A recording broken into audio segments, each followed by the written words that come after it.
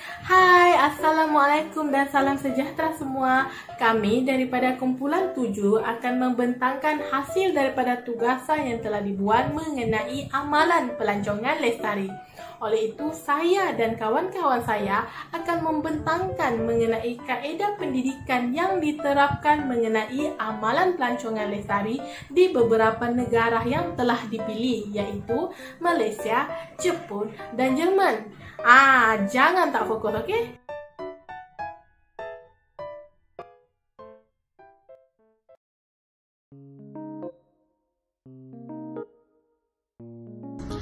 Apakah definisi pelancongan dan pelancongan lestari? Apa pula perbezaan kedua-dua tersebut? Duduk diam-diam dan dengar baik-baik, okey?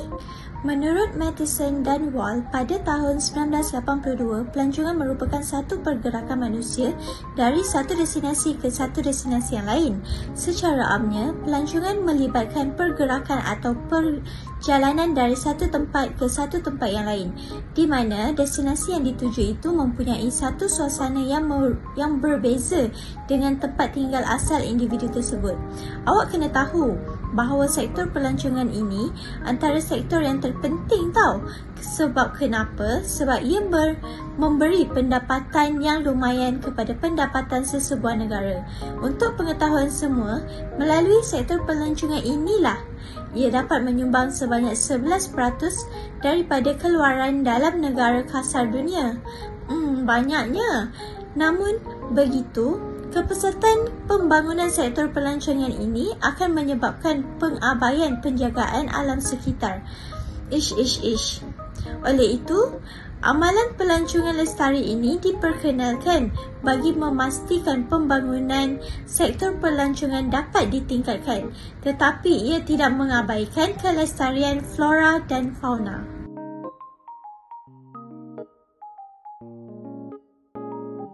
Baiklah, kita sudah tahu apakah definisi pelancongan kan?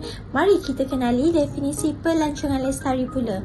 Untuk pengetahuan semua, Pertubuhan Pelancongan Dunia iaitu UNWTO telah menafsirkan bahawa pelancongan lestari ialah pelancongan yang mengambil kira sepenuhnya impak semasa dan masa hadapan dari segi ekonomi, sosial dan alam sekitar, serta mempertimbangkan keperluan pengunjung. Semenjak pembangunan lestari ini diperkenalkan, sektor pelancongan telah beranjak ke satu tahap yang lebih positif dengan memberi perhatian yang lebih terhadap keupayaan alam semula jadi. Hal ini bagi menampung kehadiran pelancong atau pelawat yang semakin bertambah dan tidak lagi hanya tertumpu kepada pembangunan fizikal semata-mata. Nampaklah bahawa pelancongan lestari ini mementingkan dan bukan sahaja sektor pelancongan dapat diperkembangkan, tetapi alam sekitar juga tidak diabaikan. Oleh itu, sebagai tanda menyokong usaha mewujudkan pelancongan lestari, terdapat pelbagai kaedah yang boleh dilakukan oleh semua pihak dalam memastikan elemen pelancongan lestari ini dapat dilaksanakan secara efektif. Ingat kawan-kawan bahawa setiap negara ada pendekatan yang berbeza, tetapi semua itu berdasarkan pada matlamat yang sama, iaitu memastikan kelestarian alam sekitar terjaga di kawasan pelancongan. Saya akan meminta kawan saya, Aida Ashikin, untuk meneruskan pembentangan ini mengenai kaedah pendidikan yang diamalkan di Malaysia bagi mewujudkan penjagaan amalan pelancongan lestari dalam kalangan masyarakat. Terima kasih Nabila. Kita teruskan kepada kaedah pendidikan yang diamalkan di Malaysia bagi membentuk dan mengukuhkan kesedaran masyarakat terhadap amalan pelancongan lestari. Sebelum itu, kita perlu tahu latar belakang sektor pelancongan di Malaysia terlebih dahulu.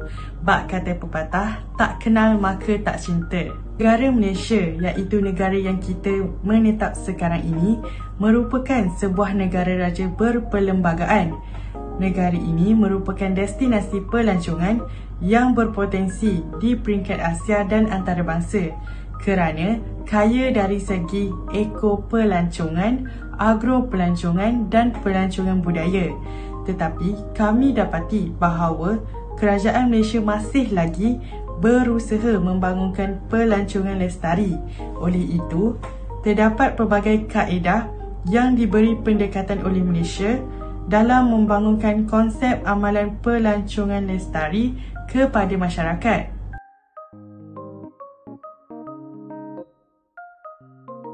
Pertama sekali, melalui pendidikan formal dari peringkat sekolah hingga ke institut pengajian tinggi. Pendidikan formal berasaskan kelestarian pelancongan di Malaysia diterapkan dari peringkat sekolah sehingga ke peringkat institut pengajian tinggi. Penubuhan kelab pelancongan yang dilaksanakan di sekolah bertujuan memberi pendedahan asas pelancongan serta kepentingan kelestarian pelancongan di Malaysia. Bagi peringkat institut pengajian tinggi pula, mahasiswa didedahkan dengan kursus dan penyelidikan mengenai penjagaan alam sekitar di kawasan pelancongan. Untuk pengetahuan semua, kelas sekarang ini merupakan salah satu alternatif dalam memberi didikan terhadap amalan pelancongan lestari kepada kita, iaitu mahasiswa Institut Pengajian Tinggi. Betul ke, Doktor? Selain itu, pendidikan tidak formal juga diberikan kepada penduduk tempatan dan pelancong yang melawat kawasan pelancongan tersebut. Peranan di sini melalui agensi pelancongan dengan memberi program dan aktiviti kepada penduduk tempatan mengenai kepentingan penjagaan alam sekitar, dengan memberi seminar serta memperkenalkan peraturan kepada penduduk tempatan mengenai penjagaan alam sekitar dapat mengurangkan sampah sarap khususnya di kawasan pelancongan. Bahkan, terdapat agensi pelancongan yang memberi aktiviti yang berunsurkan penjagaan alam sekitar. Sebagai contoh, kawasan pelancongan di Taman Paya Bakau Seri Manjung Perak menyediakan aktiviti penanaman pokok paya bakau kepada pelancong atau pelawat. Perkara ini bertujuan untuk menyedari kepada pelancong kepentingan penjagaan kawasan paya bakau daripada terjejas akibat tangan manusia itu sendiri. Terima kasih, Aida. Okey, kita akan masuk kepada negara Jepun pula. Bagaimana pula sektor pelancongan di Jepun? Kita ketahui bahawa Jepun ni merupakan sebuah negara maju yang terletak di Asia Timur. Sektor pelancongan di Jepun ni telah berkembang sejak dahulu lagi pada tahun 1960-an. Negara ini mempunyai kelebihan dari segi sejarah, alam semula jadi dan aset daripada sektor pembuatan. Nampak kan Jepun ni banyak kelebihan sebenarnya. Kelebihan ini mendorong kepada pembukaan sektor pelancongan dan seterusnya memberi impak positif kepada ekonomi Jepun. Namun begitu, kepesatan sektor pelancongan turut memberi kesan negatif khususnya kepada kelestarian flora dan fauna. Oleh itu, Jepun menggunakan pendekatan pendidikan dalam mewujudkan pelancongan lestari di negara tersebut. Sememangnya, konsep lestari ini sudah lama wujud dalam kehidupan masyarakat Jepun. Mereka kenali sebagai Nengen Toshinzan no Kyozon yang membawa maksud kewujudan bersama-sama antara manusia dengan alam semula jadi. Berdasarkan kajian daripada Austin Uzama dan Walter pada tahun 2018, Jepun telah menggunakan pendekatan pendidikan melalui pendidikan sosial dan pembelajaran sepanjang hayat.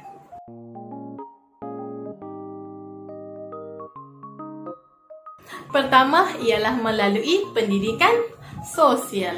Pendidikan sosial yang diamalkan melalui pembukaan kemudahan sekolah untuk pendidikan sosial. Macam sains sosial lah. Selepas waktu persekolahan biasa. Kena faham ya, pendidikan sosial kalau di Jepun ni dijalankan selepas waktu persekolahan. Macam waktu sekolah agama kita di Malaysia lah. Selepas waktu sekolah aliran perdana. Hal ini bagi mempelajari maklumat mengenai pelancongan yang berasaskan lestari.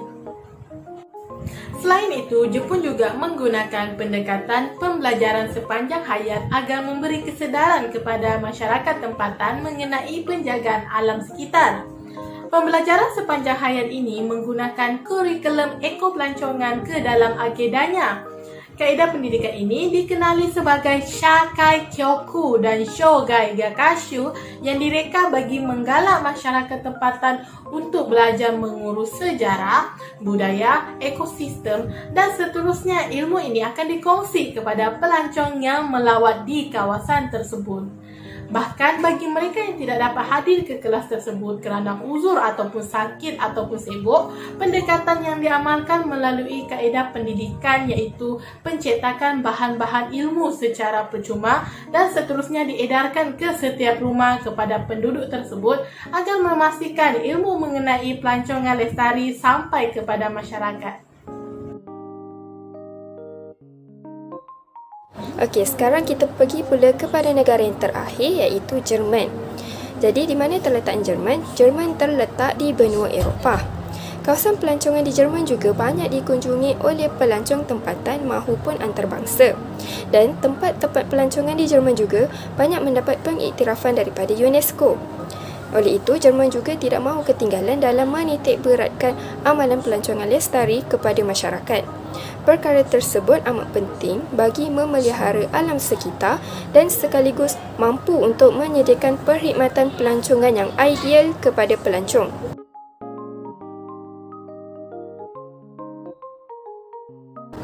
Okey, jadi kita masuk pula kepada kaedah pendidikan yang diamalkan oleh Jerman untuk mengenali amalan pelancongan lestari. Pertama sekali, melalui pendidikan formal di sekolah. Kurikulum negara Jerman telah memperkenalkan satu mata pelajaran yang dikenali sebagai pendidikan alam sekitar. Mata pelajaran ini memberi fokus kepada dua perkara, iaitu pengetahuan dan perilaku terhadap alam sekitar. Perasaan manusia dititik beratkan kerana pengetahuan sahaja tidak mencukupi untuk membina tingkah laku yang menghargai dan merasa bersatu dengan alam sekitar. Yang kedua, melalui kempen Feel Good. Tujuan utama kempen ini bagi menawarkan percutian mesra alam kepada pelancong apabila berkunjung ke Jerman. Sebagai contoh, kempen Feel Good ini menawarkan perkhidmatan pengangkutan awam agar pelancong dapat merasai sendiri keindahan flora dan fauna sehingga ke kawasan luar bandar dan perkampungan. Kempen ini telah menawarkan elemen pendidikan yang tidak formal yang dapat dilihat apabila pelancong dapat melihat dan merasai sendiri bahawa penjagaan alam sekitar yang tidak mengira tempat akan membawa kepada kecantikan kepada landscape kawasan tersebut. Yang terakhir, melalui hubungan diplomatik dengan negara-negara luar. Jerman telah menjalankan hubungan diplomatik dengan melibatkan pergunungan Alps. Kawasan pergunungan Alps ini merupakan kawasan pelancong yang terkenal di Jerman dan juga melibatkan sempadan beberapa negara seperti Switzerland, Itali dan Perancis. Jika negara berhampiran tidak menerapkan penjagaan alam sekitar di kawasan pergunungan Alps, maka negara-negara berhampiran turut menerima impak negatif daripada perbuatan tersebut. Oleh itu, Jerman yang merupakan ahli dalam European Union ataupun EU telah menyuarakan mengenai polisi pelancongan dan mengurus pentadbiran pelancongan termasuk di kawasan pergunungan Alps. Oleh itu, kita dapat simpulkan bahawa pelaksanaan kaedah pendidikan yang diambil oleh negara-negara pilihan itu tadi wajar dijadikan sebagai garis panduan dalam membentuk serta memperkukuhkan kesedaran masyarakat terhadap pelancongan lestari di Malaysia. Kaedah melalui penerapan pendidikan ini bukan sahaja dijalankan secara formal ketika berada di sekolah, tetapi harus dijalankan sehingga ke peringkat komuniti tempatan dan juga pelancong. Itu sahaja pembentangan pada hari ini. Sekian, terima kasih.